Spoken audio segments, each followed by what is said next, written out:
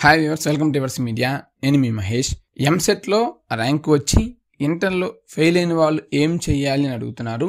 ఈ టాపిక్ మీద డీటెయిల్గా డిస్కస్ చేద్దాం. ఇలాంటి అప్డేట్స్ మీరు మిస్ అవ్వకుండా ఉండాలంటే మన ఛానల్ని సబ్స్క్రైబ్ చేసుకోండి అండ్ ఈ వీడియోని అందరికీ షేర్ చేయండి. ఎవరైతే ఎంసెట్లో పాస్ అయ్యి ఇంటర్లో ఫెయిల్ అయ్యి ఉంటారో వాళ్ళకి ఉపయోగపడుతుంది.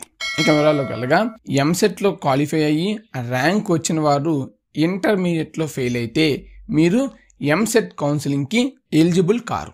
మరి ఏం చెయ్యాలి? సో మీరు ఎప్పుడైతే ఇంటర్మీడియట్ పాస్ అవుతారో అప్పుడే మీరు ఎలిజిబుల్ అవుతారు.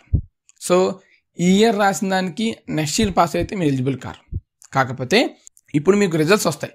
సో ఆ రిజల్ట్స్ వచ్చే టయానికి ఫస్ట్ ఫేజ్ కౌన్సిలింగ్ అని అయిపోతే మీరు ఎలిజిబుల్ కారు. అదే మీ ఇంటర్మీడియట్ సప్లీ రిజల్ట్స్ అనేవి వచ్చే టయానికి ఫస్ట్ ఫేజ్ కౌన్సిలింగ్ అయిపోయి ఉంటే మీరు సెకండ్ ఫేజ్ కౌన్సిలింగ్కి ఎలిజిబుల్ అవుతారు. సో ఇఫ్ ఇన్ కేస్ మీరు అప్పుడు కూడా ఫెయిల్ అయి ఉంటే మీరు సెకండ్ ఫేజ్ కౌన్సిలింగ్ కూడా మీరు eligible car. If in case third phase counselling ఉన్నా సరే మీరు ఆల్రెడీ ఫెయిల్ అయి ఉంటారు కాబట్టి ఎలిజిబుల్ కారు. సో సింపుల్గా నేను చెప్పాల్సింది ఏంటంటే, మీకు కౌన్సిలింగ్ టయానికి సబ్జెక్ట్స్ క్లియర్ అయిన వాళ్ళు మాత్రమే ఎలిజిబుల్ అవుతారు.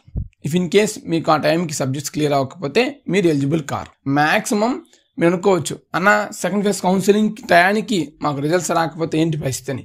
ఖచ్చితంగా సెకండ్ ఫేజ్ కౌన్సిలింగ్ పెట్టేదే మీకోసం.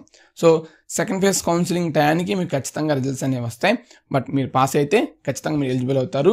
And previous year scenarios compare చేసుకున్నట్లయితే ఫస్ట్ ఫేజ్ కౌన్సిలింగ్లోనే ఎలిజిబుల్ అయ్యారన్నమాట. ఎందుకంటే అప్పటికే రిజల్ట్స్ అనేవి వచ్చేసాయి. సో సబ్ రిజల్ట్స్ వచ్చాయి కాబట్టి అందరూ కూడా ఎలిజిబుల్ అయ్యారు. కాకపోతే మీరు పాస్ అవుతారా పాస్ అవ్వడం అనేది ఆలోచించుకోవాలి. ఇఫ్ ఇన్ కేస్ మీరు పాస్ అవుతా అని 100% నమ్మకం ఉంటే మీరు కౌన్సిలింగ్ మీద ప్రొసీడ్ అవ్వచ్చు. ఇఫ్ ఇన్ కేస్ నేను పాస్ అవ్వనేమో డౌట్ ఉంటే, డౌట్ ఉన్నా సరే నియర్ బై కాలేజ్ లేదా తెలిసిన కాలేజ్ ఏదైనా కాలేజ్లో మేనేజ్మెంట్ కోటాని రిజర్వ్ చేసి పెట్టుకోండి. అది కూడా కౌన్సిలింగ్ స్టార్ట్ అవ్వకముందే రిజర్వ్ చేసి పెట్టుకోండి. వన్స్ కౌన్సిలింగ్ స్టార్ట్ అయింది అంటే అమౌంట్ అనేది వేరీ అవుతూ ఉంటుంది, డొనేషన్ అనేది వేరీ అవుతూ ఉంటుంది.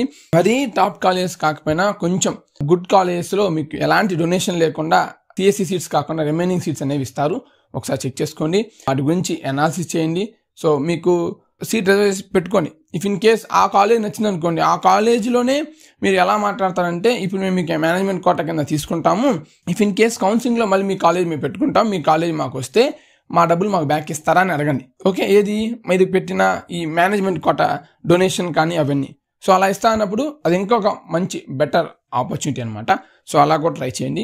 మీకు వస్తుంది అనుకున్నా 100% వస్తుంది అనుకున్నా కూడా ఈ చెప్పిన విధంగా ట్రై చేయండి. ఇదిగో బాగుంటుంది. సో ఏదైతే మీ కాలేజ్ మేము పెట్టుకుంటామో వేరే కాలేజ్ ఆప్షన్ చూస్ చేసుకోము. సో మీ కాలేజ్ ద్వారా మాకు మేనేజ్మెంట్ కోటా సీట్ ఇవ్వండి. ఇఫ్ ఇన్ కేస్ మళ్ళీ కౌన్సిలింగ్లో వస్తే మళ్ళీ మేము అక్కడికి స్విచ్ అవుతాం, మా అమౌంట్ మాకు బ్యాక్ ఇవ్వండి అని ఎవరైతే పాస్ అవుతాము అనుకున్న వాళ్ళు కూడా ట్రై చేయండి. ఎందుకంటే ఫస్ట్ ఫేజ్ కౌన్సిలింగ్ అయితే ఓకేనమ్మా, సెకండ్ ఫేజ్ కౌన్సిలింగ్ వెళ్ళే టైంకి సీట్స్ అనేవి చాలా తక్కువ ఉంటాయి. సో మీకు మంచి కాలేజ్ సీట్ ఆడడానికి అవకాశం చాలా తక్కువ. సో చాలా కష్టపడితే వస్తుంది.